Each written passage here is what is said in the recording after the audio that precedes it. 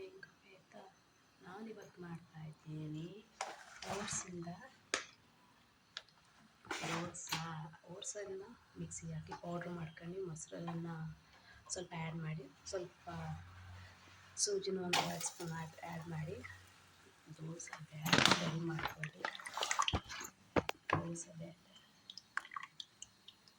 ಮಾಡಿ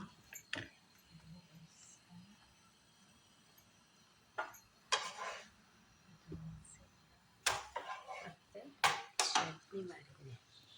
ಇದರಿಂದ ಏನು ಉಪಯೋಗ ಅಂದರೆ ತುಂಬ ರಿಚ್ ಪ್ರೋಟೀನ್ ಇರುತ್ತೆ, ಫೈಬರ್ ಇರುತ್ತೆ, ಹೆಲ್ತ್ ತುಂಬಾ ಒಳ್ಳೆಯದು.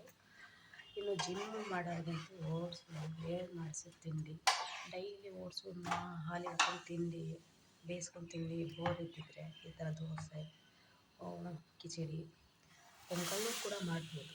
ಅದನ್ನು ನೆಕ್ಸ್ಟ್ ತೋರಿಸ್ತೀನಿ. ಹೇಗೆ ಬಂತು ಒಂದು ಸ್ವಲ್ಪ ಕಮೆಂಟ್ ಮಾಡಿ.